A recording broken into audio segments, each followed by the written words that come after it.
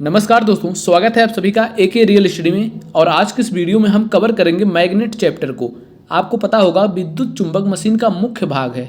अगर आपको विद्युत चुंबक के बारे में नहीं पता तो आप मशीन को कभी भी नहीं समझ सकते। तो आज के वीडियो में हम 40 इंपॉर्टेंट क्वेश्चन मैग्नेट से डिस्कस करेंगे। 40 क्वेश्चन से हम लगभग 80 क्वेश्चन को कवर करेंगे, यानी कि एक ही वीडियो में आपका पूरा इलेक्ट्रिकल मैग्नेट का जो चैप्टर है वो समाप्त हो जाएगा। तो आइए देखते हैं क्वेश्चन को। अगर चैनल पर नए हैं तो सब्सक्राइब जरूर कर लें। तो स्टार्ट करते हैं फर्स्ट क्वेश्चन से। पहला क्वेश्चन क्या कह रहा है कि सभी प्रेरण प्रकार के ट्रांसड्यूसर निम्नलिखित पर आधारित होते हैं। ये आपके किस पे आधारित होते हैं? ट्रांसड्यूसर क्या होता है? फर्स्ट ऑफ ऑल ट्रांसड्यूसर क्या होता है? ये जो होता है आपका वह यंत्र जो ऊर्जा को एक रूप से दूसरे रूप में बदलते हैं, ट्रांसड्यूसर कहलाते हैं। ठीक है, ये जो आपका है ये किस पे लागू होता है? तो ये आपका जो है फैराडे के नियम पर आधारित होता है। ठीक है, फैराडे के नियम पर आधारित होता है। सभी प्रेरण प्रकार के ट्रांसड्यूसर जो होते हैं फैराडे के नियम पर आधारित होते हैं। यहाँ से आपका जो राइट आंसर हो जाएगा वो ए हो जाएगा। ठीक है, इसके बाद क्या है? पेल्टियर प्रभाव जो होता है, पेल्टियर प्रभाव, फेरेंटी प्रभाव जो होता है आपका, ये होता है आपका ट्रांसमिशन लाइन में देखने को मिलता है। ये आपका ट्रांसमिशन लाइन में देखने को मिलता है। और जो पेल्टियर प्रभाव होता है ये आपका होता है सीबेक प्रभाव का उल्टा।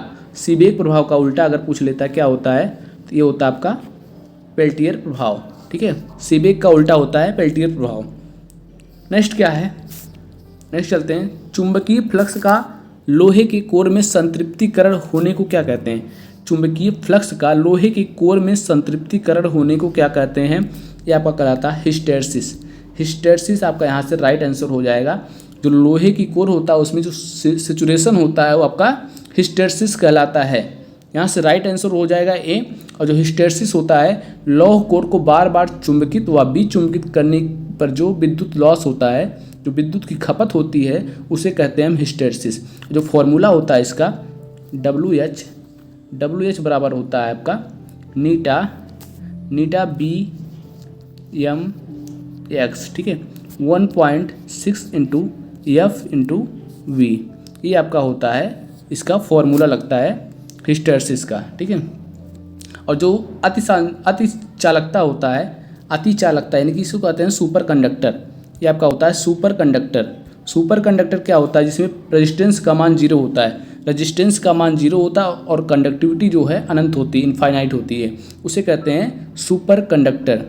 नेक्स्ट क्या है? रिलेक्टिविटी क्या होती है? रिलेक्टिविटी किसके समान होती है? तो ये आपका विद्युत परिपथ में जो आपका विशिष्ट प्रतिरोध होता है उसी के समान आपकी जो आपका चुंबकीय परिपथ होता है उसमें रिलेक्टिविटी होती है। तो यहाँ से जो आपका राइट आंसर निकल के आएगा वो हो जाएगा ए। ये आपका यहाँ से राइट आंसर हो जाएगा। नेक्स्ट क्या है? एसी करंट वोल्टेज को प्रेरित कर सकता है क्योंकि इसमें होता है। एसी करंट वोल्टेज को प्रेरित कर सकता है क्योंकि इसमें होता है प्रबलतम चुंबकीय क्षेत्र, परिवर्ती चुंबकीय क्षेत्र, स्थित चुंबकीय क्षेत्र अथवा उपरोक्त सभी। तो यहाँ से आपका राइट आंसर जो हो जाएगा, राइट आंसर हो जाएगा परिवर्तित चुंबकीय क्षेत्र। परिवर्तित चुंबकीय क्षेत्र होता है, इसमें बी आपका यहाँ से राइट आंसर हो जाएगा। ठीक है, परिवर्तित चुंबकीय क्षेत्र के कारण अन्योन्य प्रेरण होता है। यहाँ से आप इसको याद रखिएगा। नेक्स्ट चलते हैं। नेक्स्ट चौथा क्वेश्चन क्या कह रहा है कि प्रेरित ईएमएफ की दिशा ज्ञात करने के लिए फ्लेमिंग के राइट हैंड रूल के अनुसार अंगूठे की दिशा इंगित करती है। ये क्वेश्चन बहुत बार एग्जाम में आ चुके हैं, इसको आप यहाँ से याद रखिएगा। जो आपका पहले तो आप ये समझ लीजिए कि राइट हैंड रूल होता है, जो राइट हैंड रूल होता है, राइट हैंड रूल लागू कहाँ होता है? तो राइट हैंड जो रूल होता है वो आपका जनरेटर पर लगता है, जनरेटर पर लागू होता है। चालक की गति की दिशा तथा तर्जनी अंगुली, जो इसमें आपका राइट आंसर हो जाएगा कि अंगूठा जो है किस दिशा इंगित करता है, यानी कि किस दिशा में अंगूठा इंगित करता है, तो आपका करता है, जो यहाँ से आपका राइट आंसर हो जाएगा चालक की गति की दिशा के साथ इशारा करता है। ठीक है, चालक की गति की दिशा के साथ इशारा करता है, डी यहाँ से आपका राइट आंसर हो जाएगा। और बाकी जो इसमें है कि जो आपका फ्लक्स की रेखा होती है, जो तर्जनी अंगुली होती है वो फ्लक्स की रेखा की दिशा को इशारा करती है, और जो मध्यमा यानी कि जो मिडिल फिंगर होती है वो ईएमएफ की दिशा को इंगित करती है। यहाँ से आप याद रखिएगा जो आपका थंब होता है, थंब होता है आपका, थंब जो है ये आपका होता है मोशन यानी कि गति को दिखाता है, ये आपकी गति को दिखाता है। बाकी जो तर्जनी अंगुली होती है, तर्जनी जो होती है वो फ्लक्स की रेखाओं को, फ्लक्स की दिशा को दिखाती है। और जो मिडिल फिंगर होती है, मिडिल फिंगर जो होती है वो आपका ईएमएफ को दिखाती है, ईएमएफ को इंगित करती है। ठीक है, तो यहाँ से आपका जो राइट आंसर हो जाएगा वो डी हो जाएगा। D is the right answer. Next question क्या है, पांचवा क्वेश्चन क्या है, जब एक चालक में धारा बढ़ती तो लेंज का नियम बताता है कि स्वप्रेरित वोल्टता धारा की मात्रा को बढ़ने की ओर प्रवृत्त रखता है, बढ़ने वाली धारा का सहायता करेगा, बढ़ने वाली धारा के विपरीत धारा उत्पन्न करेगा, उपरोक्त वोल्टता को सहायता करेगा। इसमें आपका राइट आंसर क्या हो जाएगा, इसमें आपका राइट आंसर हो जाएगा सी, यानी कि बढ़ने वाली धारा के विपरीत धारा उत्पन्न करेगा। यही आपका लेंज का नियम है। सी यहाँ से राइट आंसर हो जाएगा। लेंज का नियम जो होता है, धारा जिस कारण से उत्पन्न होती है उसी का विरोध करती है। ये आपके लेंज का नियम है। लेंज के नियम के अनुसार जो लेंज का नियम है ये आपका 1833 में दिया गया था। ठीक है, 1833 में हेनरिक लेंज ने दिया था। लेंज का जो पूरा नाम है वो आपका हो जाएगा हेनरिक लेंज। ठीक है, हेनरिक लेंज के द्वारा ये नियम दिया गया था। तो यहाँ से आपका राइट आंसर सी हो जाएगा। नेक्स्ट क्वेश्चन क्या है, धारावाही कुंडली में ऊर्जा निम्नलिखित रूप में संग्रहित होती है। जो धारावाही कुंडली होती है उसमें जो ऊर्जा होती है किसके रूप में संग्रहित होती है, तो यहाँ से जो आपका राइट आंसर हो जाएगा चुंबकीय क्षेत्र। बी आपका यहाँ से राइट आंसर हो जाएगा।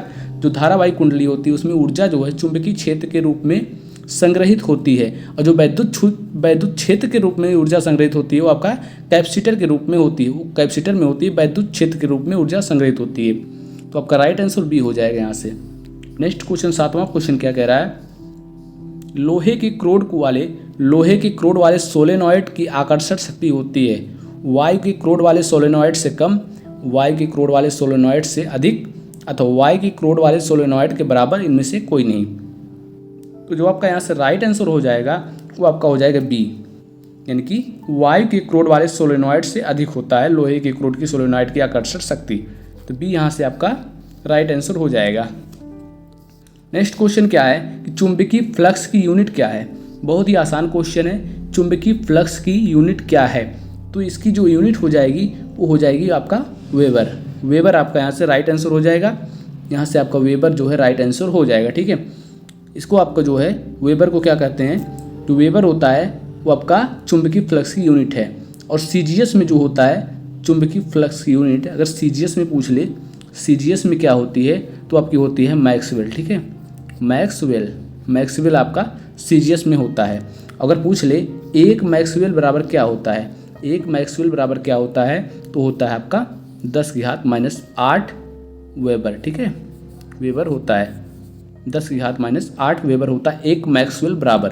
ठीक है, कूलाम क्या है, आवेश का मात्रक जो है वो आपका हो जाएगा कूलाम आपका आवेश का मात्रक होता है। ठीक है, एम्पियर जो आपका है ये आपका धारा का मात्रक हो जाएगा। तो यहाँ से जो आपका राइट आंसर निकल के आएगा वो आपका हो जाएगा ए। यहाँ से आपका राइट आंसर वेबर हो जाएगा।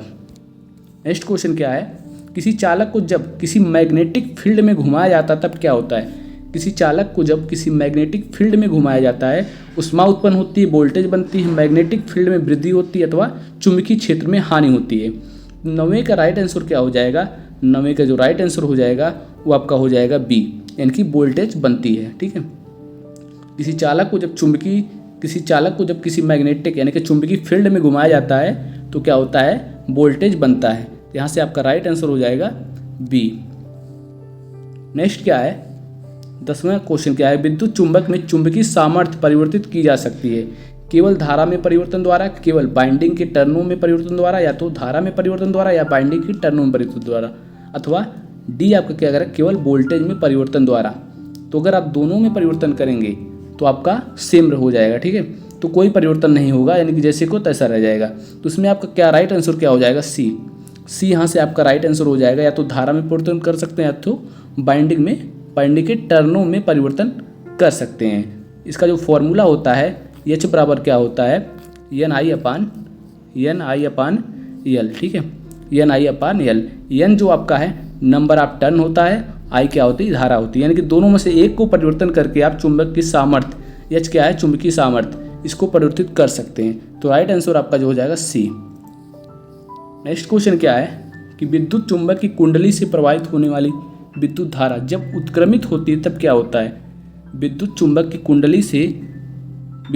की कुंडली से प्रवाहित होने वाली धारा, विद्युत धारा जब उत्क्रमित होती है यानी कि रिवर्सिबल होती है तो क्या होता है? इसमें आपका जो राइट आंसर है वो आपका हो जाएगा सी, यानी कि मैग्नेटिक फील्ड की दिशा जो है रिवर्सिबल हो जाती है, उत्क्रमित हो जाती है। सी यहाँ से आपका राइट आंसर हो जाएगा। नेक्स्ट क्या है?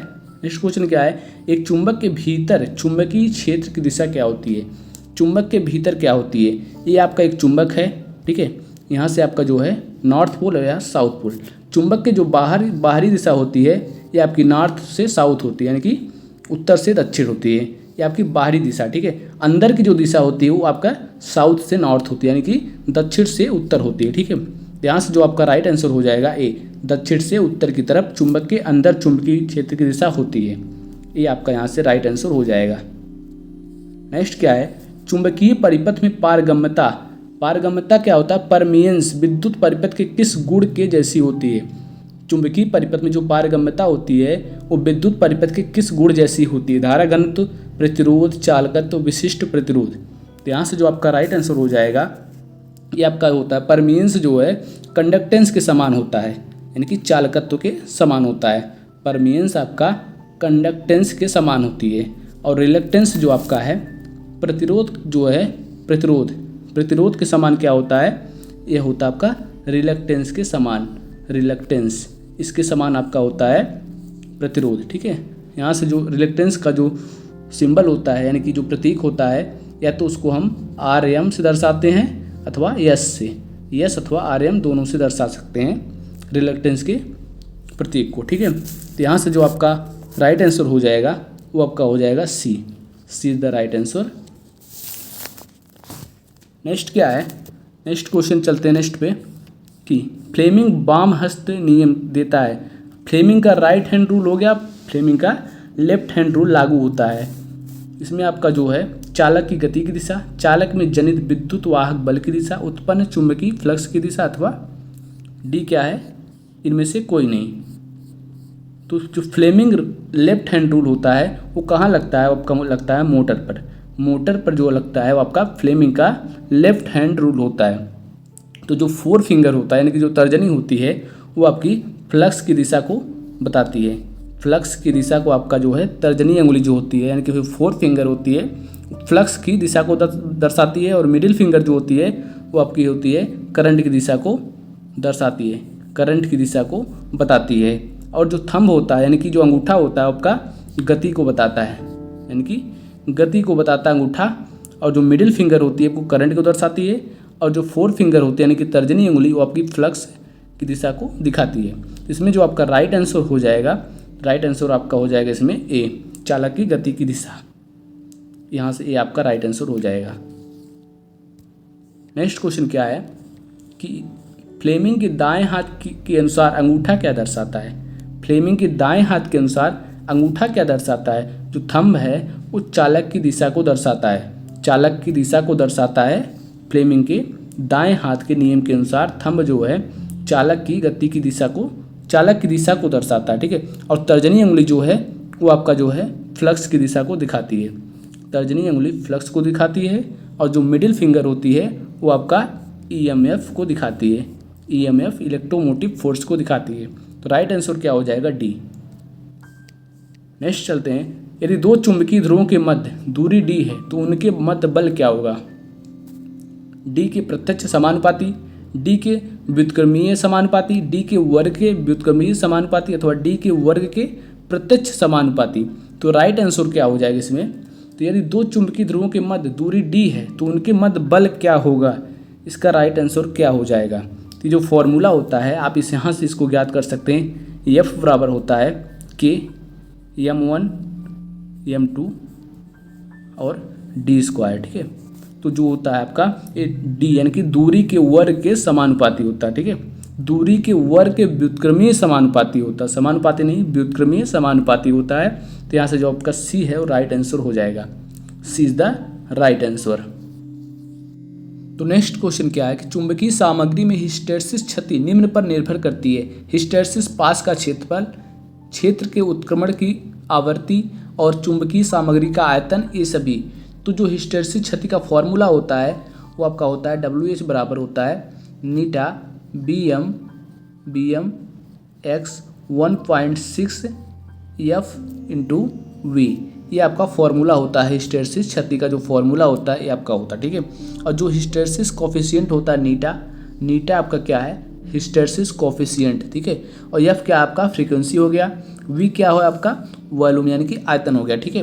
और जो फ्लक्स डेंसिटी हो गया ये आपका हो गया बी मैक्स, ठीक है, बी मैक्स। तो आपका हिस्टैरिसीस पास का क्षेत्रफल पर भी निर्भर करता है, फ्रीक्वेंसी पर भी निर्भर करता है और चुंबकीय सामग्री के आयतन पर भी निर्भर करता है। तो यहाँ से जो आपका राइट आंसर हो जाएगा वो आपका हो जाएगा डी यहाँ से आपका राइट आंसर हो जाएगा 17वें का राइट आंसर डी। नेक्स्ट क्या है कि स्थिर विद्युत फ्लक्स घनत्व की इकाई क्या होती है। स्थिर विद्युत फ्लक्स घनत्व की इकाई क्या होती है इसको बताइएगा। फैरड प्रति मीटर, कूलाम प्रति वर्ग मीटर, वेबर प्रति वर्ग मीटर, इनमें से कोई नहीं। तो राइट आंसर क्या हो जाएगा, तो राइट आंसर 18वें का राइट आंसर क्या हो जाएगा, तो आपका हो जाएगा कूलाम प्रति वर्ग मीटर, कूलाम प्रति वर्ग मीटर। बी आपका यहाँ से राइट आंसर हो जाएगा कूलाम प्रति वर्ग मीटर। इसका जो फॉर्मूला होता है ये डी बराबर होता है Q/A, ठीक है, Q/A यानी कि कूलाम प्रति वर्ग मीटर हो जाएगा, ठीक है। राइट आंसर आपका हो जाएगा बी। नेक्स्ट क्या है, नियम जो प्रेरित ईएमएफ और धारा सदैव उन्हें उत्पन्न करने वाले कारण का विरोध करता है वह निम्न कारण से है। तो आपका होता है लेंज ला जो होता है धारा का उत्पन्न होने वाली धारा का विरोध करना लेंज लॉ कहलाता है, ठीक है। तो लेंज लॉ होता है आपका ई बराबर होता है -n d∅/dt, ठीक है, d∅/dt ये आपका फॉर्मूला होता है लेंज लॉ का, ठीक है। यहाँ से राइट आंसर हो जाएगा ए। और जो कूलाम होता है आपका आवेश का मात्रक होता है। न्यूटन क्या है आपका, न्यूटन जो है ये आपका बल का मात्रक होता है, ठीक है। फैराडे क्या है आपका, फैराडे जो आपका होता है कैपेसिटेंस का मात्रक होता है। नेक्स्ट चलते हैं, ताप विद्युत युग्म के सिद्धांत पर आधारित है। सीबेक प्रभाव, फैराडे के नियम, लेंज नियम, गॉस नियम। तो जो ताप मापने के लिए उपयुक्त थर्मोकपल होता है ये आपका सीबेक प्रभाव पर आधारित होता है, ठीक है। थर्मोकपल सीबेक प्रभाव पर आधारित होता है। इनके तापमान की सीमा जो है वो 270 से लेके 270 डिग्री सेल्सियस से 2700 डिग्री सेल्सियस तक होती है, ठीक है। जो गॉस का जो नियम होता है ये आपका जो होता है ये 0.4 अनंत सीट और लाइन चार्ज आज पे लागू होता है। ये क्वेश्चन कई बार पूछा जा चुका है। तो जो आपका यहाँ से राइट आंसर हो जाएगा ये आपका हो जाएगा सीबेक प्रभाव। ये आपका यहाँ से राइट आंसर हो जाएगा ए। नेक्स्ट क्वेश्चन क्या है कि ससेप्टेंस का व्युत्क्रम क्या होता है। ससेप्टेंस का जो व्युत्क्रम होता है वो क्या होता है, तो यहाँ से आपका जो राइट आंसर हो जाएगा डी। ससेप्टेंस जो होता है इसका व्युत्क्रम होता है रिएक्टेंस। डी आपका यहाँ से राइट आंसर हो जाएगा। और जो एडमिटेंस होता है, एडमिटेंस आपका जो होता है इसे प्रदर्शित करते हैं वाई से, ठीक है। एडमिटेंस किसका व्युत्क्रम होता है, ये आपका होता है इम्पीडेंस का। इम्पीडेंस को प्रदर्शित करते हैं जेड से, इम्पीडेंस को प्रदर्शित करते हैं वाई से, ठीक है। और जो चालकता होता है जिसे प्रदर्शित करते हैं जी से, इसका व्युत्क्रम जो होता है वो होता है आर यानी कि रेजिस्टेंस। यहाँ से आपका राइट आंसर क्या हो जाएगा डी। राइट आंसर डी हो जाएगा। नेक्स्ट क्या है कि स्वप्रेरण यानी कि सेल्फ इंडक्टेंस की इकाई क्या होती है। तो ये आप सभी जानते हैं कि जो स्वप्रेरण की इकाई होती है वो आपकी होती है हेनरी जो है स्वप्रेरण की इकाई होती है, ठीक है। ओम जो है प्रतिरोध का मात्रक है, न्यूटन क्या है, न्यूटन आपका जो है बल का मात्रक हो जाएगा। और टेस्ला क्या है, फ्लक्स घनत्व का मात्रक होता है टेस्ला। एसआई मात्रक जो होता है, एसआई मात्रक होता है एक टेस्ला बराबर क्या होता है, एक टेस्ला बराबर होता है 1 वेबर प्रति मीटर स्क्वायर, ठीक है, प्रति मीटर स्क्वायर होता है। एक टेस्ला बराबर होता है 1 वेबर प्रति मीटर स्क्वायर। यहाँ से आपका राइट आंसर क्या हो जाएगा डी, हेनरी। स्वप्रेरण यानी कि सेल्फ इंडक्टेंस का जो मात्रक होता है वो होता है हेनरी। नेक्स्ट क्या है, यांत्रिक लौह एवं घर्षण हानियाँ। यांत्रिक लौह एवं घर्षण हानियाँ मिलकर क्या बनाती हैं? स्थिर हानियाँ, ताम्र हानियाँ, अस्थिर हानियाँ अथवा स्ट्रे हानियाँ। तो जो यहाँ से आपका राइट आंसर हो जाएगा वो हो जाएगा डी, यानी कि स्ट्रे हानियाँ बनाती हैं, स्ट्रे हानियाँ होती हैं। ठीक है, और जो क्षतियाँ होती हैं, हानियाँ जो होती हैं वो 3 प्रकार की होती हैं। एक स्ट्रे क्षति होती है, स्थिर क्षति होती है और अस्थिर क्षति होती है। ठीक है, जो स्ट्रे क्षति होती है लौह प्लस यांत्रिक क्षति मिला के बनती है स्ट्रे क्षति, और जो स्थिर क्षति होती है वो लौह प्लस यांत्रिक प्लस संट क्षति मिला के बनती है स्थिर क्षति। अस्थिर क्षति जो होती है सीरीज फील्ड क्षति प्लस आर्मेचर क्षति मिला के होती है अस्थिर क्षति। यहाँ से जो आपका राइट आंसर हो जाएगा डी हो जाएगा।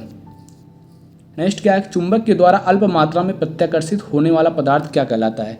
चुंबक के द्वारा अल्प मात्रा में जो प्रत्याकर्षित होने वाला, यहाँ से आप पहले इसको देख लीजिए, प्रत्याकर्षित की बात कर रहा है। ठीक है, प्रत्याकर्षित होने वाला जो पदार्थ होता है वो आपका क्या कहलाता है?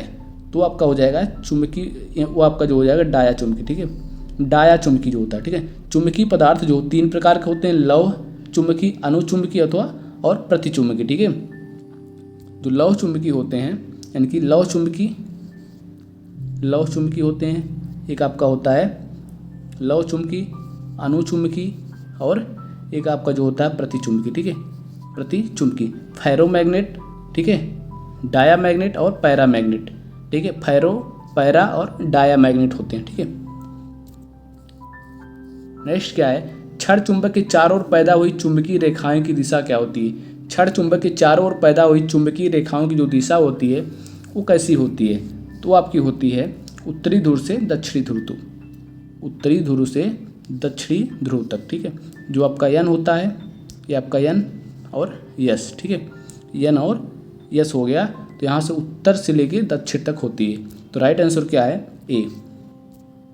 नेक्स्ट क्या है, जिस पदार्थ की धारणा शक्ति रिटेंटिविटी उच्च होती है, जिस पदार्थ की धारणा शक्ति रिटेंटिविटी उच्च होती है वह बनाने के लिए उपयुक्त होता है, वह बनाने के लिए उपयुक्त होता है स्थायी चुंबक, अस्थायी चुंबक, विद्युत चुंबक और अस्थायी चुंबक, अस्थायी एवं अस्थायी दोनों प्रकार के चुंबक। तो जो यहाँ से आपका राइट आंसर हो जाएगा वो हो जाएगा अस्थायी चुंबक, अस्थायी चुंबक बना सकते हैं। ठीक है, यहाँ से आपका राइट आंसर सी हो जाएगा। नेक्स्ट क्या है, चुंबकीय फ्लक्स का एसआई मात्रक क्या होता है? चुंबकीय फ्लक्स का एसआई मात्रक क्या होता है? वो होता है आपका वेबर। वेबर क्या है? क्वेश्चन रिपीटेड है। वेबर जो आपका है एसआई मात्रक होता है चुंबकीय फ्लक्स का। ठीक है, सीजीएस की बात करें तो आपका होता है मैक्सवेल।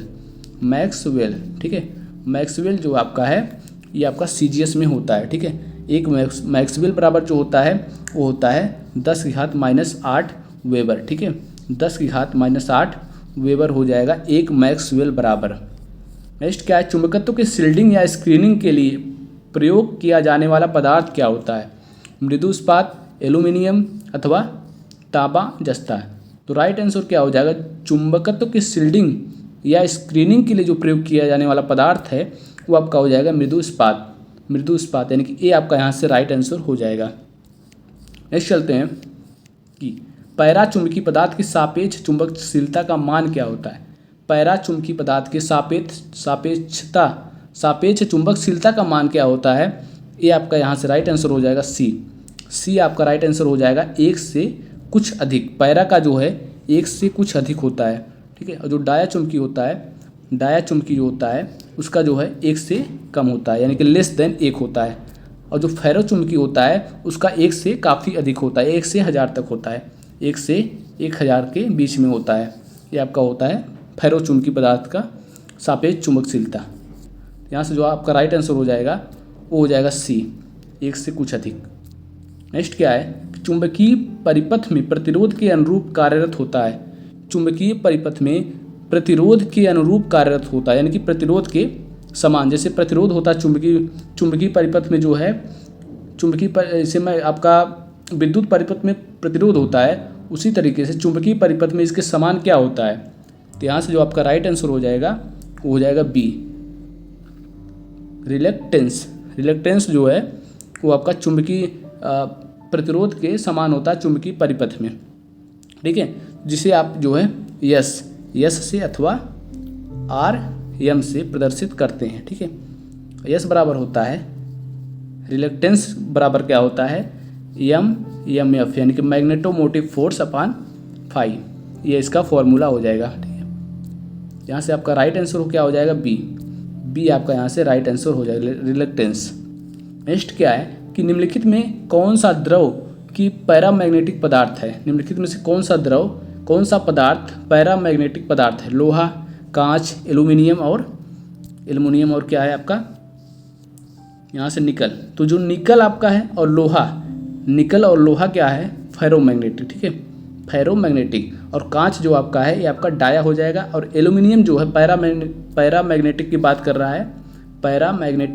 है, तो एल्यूमिनियम आपका राइट आंसर हो जाएगा, आपका है पैरामैग्नेटिक पदार्थ। सी आपका यहाँ से राइट आंसर हो जाएगा। नेक्स्ट क्वेश्चन क्या करा कि एक चुंबक के उदासीन बिंदु पर क्षेत्र की तीव्रता शून्य होती है, बल रेखाएं एक दूसरे को छेद करती हैं, पृथ्वी के क्षेत्र की क्षैतिज की तीव्रता शून्य होती है अथवा उपर्युक्त में से कोई नहीं। तो जो एक चुंबक होता है, चुंबक के उदासीन क्षेत्र पर जो है, उदासीन बिंदु पर क्षेत्र की तीव्रता जो आपकी है वो शून्य होती है। यहाँ से आपका जो राइट आंसर हो जाएगा वो ए हो जाएगा। ठीक है, यहाँ से राइट आंसर आपका ए हो जाएगा। किसी चुंबक के ठीक मध्य का जो बिंदु होता है वो आपका उदासीन बिंदु कहलाता है। नेक्स्ट क्या है, चुंबकीय उत्तरी ध्रुव पर नति का कोण क्या होता है। चुंबकीय उत्तरी ध्रुव पर नति का कोण क्या होता है, आपका होता है 90 डिग्री। ठीक है, 90 डिग्री होता है। सी यहाँ से आपका राइट आंसर हो जाएगा, सी। नेक्स्ट क्या है कि धारावाही चालक के कारण किस बिंदु पर चुंबकीय क्षेत्र प्रत्यक्ष अनुपाती होता है। धारावाही चालक के कारण किस बिंदु पर चुंबकीय क्षेत्र प्रत्यक्ष अनुपाती होता है।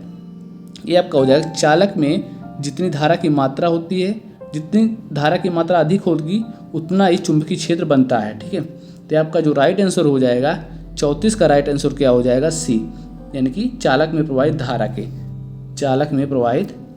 के अनुपाती होता है। ठीक है, यहाँ से आपका राइट आंसर हो जाएगा सी, यहाँ से आपका राइट आंसर हो जाएगा। नेक्स्ट क्या है कि विद्युत चुंबक बना होता है।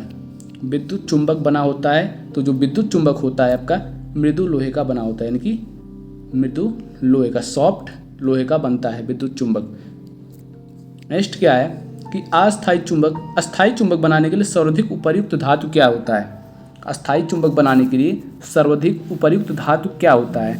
ये आपका हो जाएगा लोहा, निकल, इस्पात, कोबाल्ट। जो आपका यहाँ से राइट आंसर हो जाएगा वो हो जाएगा इस्पात। ठीक है, इस्पात जो आपका है अस्थायी चुंबक बनाने के लिए सबसे ज़्यादा उपयुक्त धातु है। ठीक है, तो राइट आंसर आपका हो जाएगा सी। इस्पात जो है अस्थायी चुंबक के लिए आसानी से चुंबकित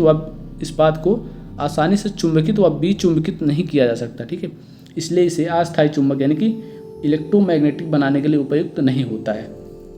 नेक्स्ट क्या है कि स्टील को चुंबकीय करना कठिन है, क्योंकि उसकी अधिक घनत्व के कारण, अधिक धारा क्षमता के कारण, प्रारंभिक न्यूनतम चुंबकशीलता के कारण, उपर्युक्त सभी के कारण। तो यहाँ से आपका राइट आंसर क्या हो जाएगा, उपर्युक्त सभी के कारण। उसकी धारणा जो क्षमता होती है वो भी अधिक होती है, घनत्व भी अधिक होता है और प्रारंभिक न्यूनतम चुंबकशीलता जो है उसकी जो है अधिक होती है। यहाँ से आपका राइट आंसर क्या हो जाएगा, डी। नेक्स्ट क्या है कि गलत कथन को चुनिए। गलत कथन क्या है, एकल चुंबकीय पोल रह सकते हैं। तो सबसे पहले तो यही गलत हो गया, यही आपका गलत हो गया कि एकल चुंबकीय पोल जो है कभी नहीं होते हैं। चुंबक में दो पोल होते हैं, नॉर्थ और साउथ। ठीक है, एक नॉर्थ होता है और एक आपका साउथ होता है। ठीक है, दो पोल हमेशा होते हैं। अगर एक चुंबक को तोड़ दिया जाए तो आपका नॉर्थ और साउथ दो पोल बना लेते हैं। तो आपका राइट आंसर क्या हो जाएगा, इसमें ए ही हो जाएगा। ठीक है, नेक्स्ट क्या है, चुंबक वाहक बल की इकाई क्या होती है। चुंबक वाहक बल की इकाई क्या होती है, तो इसमें बताइए। ये आपका हो जाएगा एम्पियर टर्न आपका चुंबक वाहक बल यानी कि एमएफ। मैग्नेटोमोटिव फोर्स, इसकी जो इकाई होती है वो आपकी होती है एम्पियर टर्न। कूलाम आवेश की इकाई हो जाएगी। और जूल जो आपका होता है, एक जूल में जो है, एक जूल जो होता है ये होता है 10 की पावर 7 अर्घ के बराबर। 10 की पावर 7 अर्घ के बराबर होता है एक जूल। यहाँ से आपका राइट आंसर हो जाएगा सी। नेक्स्ट क्वेश्चन क्या है, और लास्ट क्वेश्चन ही आपका है कि विद्युत चुंबकीय विकिरण की उच्चतम फ्रीक्वेंसी क्या है। विद्युत चुंबकीय विकिरण जो होती है उसकी उच्चतम फ्रीक्वेंसी क्या होती है, ये आपकी होती है गामा किरणों की। जो गामा किरणें होती हैं इनकी फ्रीक्वेंसी सबसे ज़्यादा उच्चतम होती है, ठीक है। तरंगदैर्घ्य इनका सबसे कम होता है और ऊर्जा सबसे अधिक होती है। ऊर्जा सबसे अधिक होती है और तरंगदैर्घ्य जो होता है वो सबसे कम होता है। तो दोस्तों ये रहा लास्ट क्वेश्चन हमारा। वीडियो अच्छी लगे तो लाइक करें, चैनल पर नए हैं तो सब्सक्राइब करें, और अगर आपने हमारा पिछला वीडियो नहीं देखा तो प्लेलिस्ट में जाकर देख सकते हैं, वहाँ भी आपको इसी तरीके से चैप्टर वाइज क्वेश्चन प्रोवाइड किए गए हैं। तो मिलते हैं नेक्स्ट वीडियो में, तब तक के लिए जय हिंद।